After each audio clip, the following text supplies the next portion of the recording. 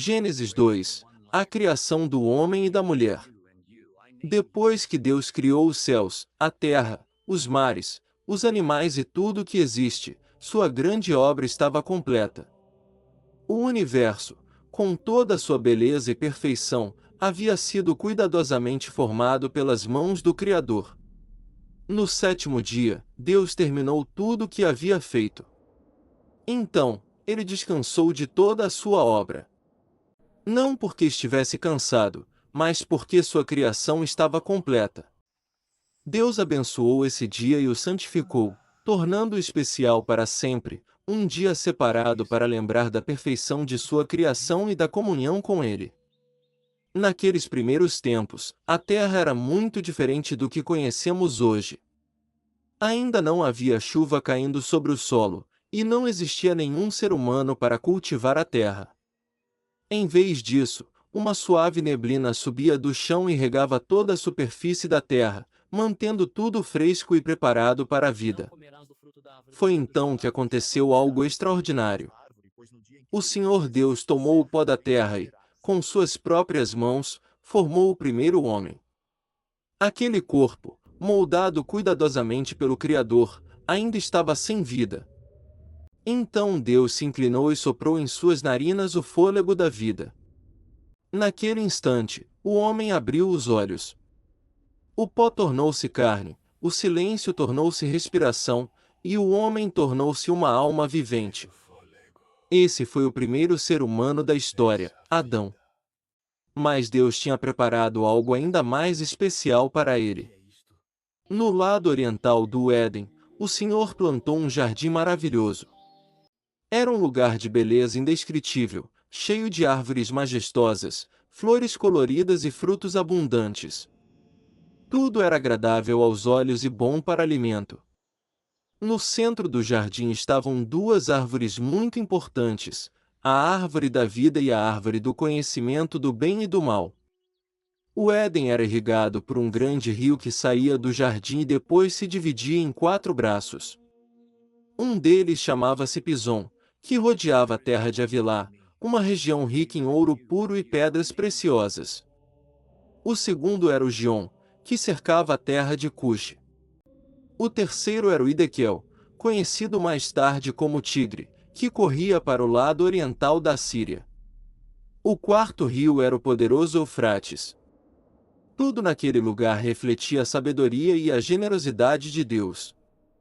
Então o Senhor colocou Adão no jardim do Éden com uma missão especial: cultivar e cuidar daquele paraíso.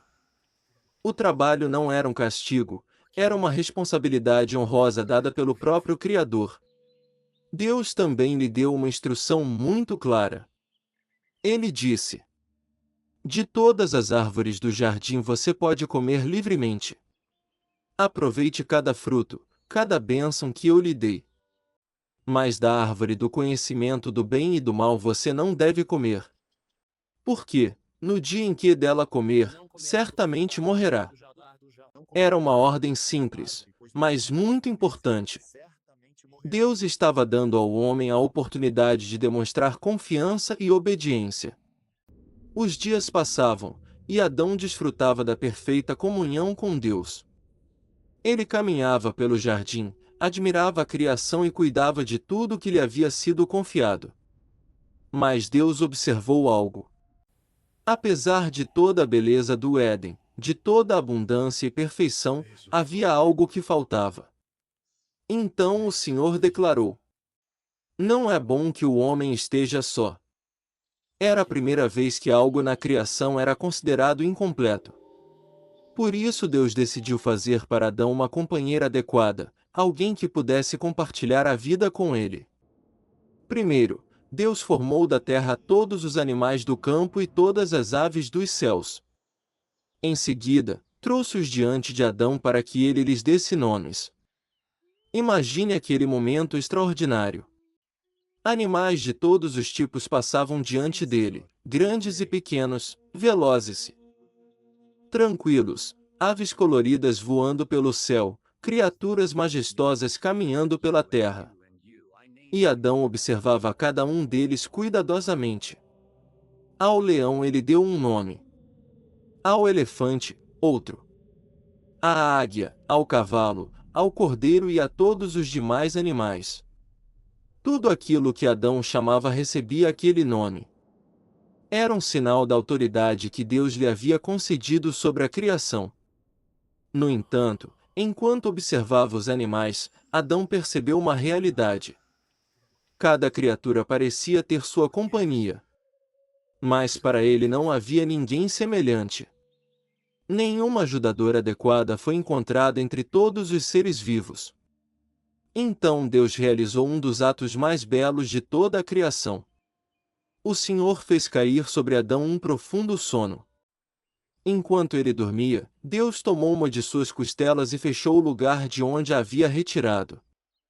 Depois, com sabedoria e amor, formou uma mulher. Não foi feita do pó da terra como Adão.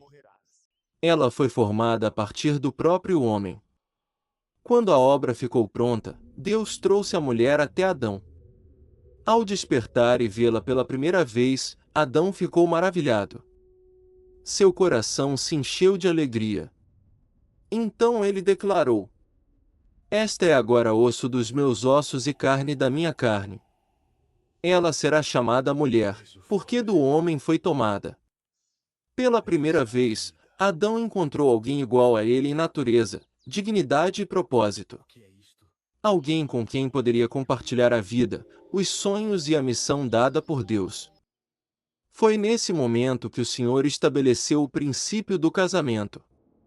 Por isso, o homem deixaria seu pai e sua mãe e se uniria à sua esposa, e os dois se tornariam uma só carne. Essa união não era apenas física. Era uma aliança de amor, companheirismo e compromisso diante de Deus. Assim nasceu a primeira família da humanidade. Adão e Eva viviam em perfeita harmonia com Deus, entre si e com toda a criação. Não existia pecado. Não havia medo. Não havia vergonha.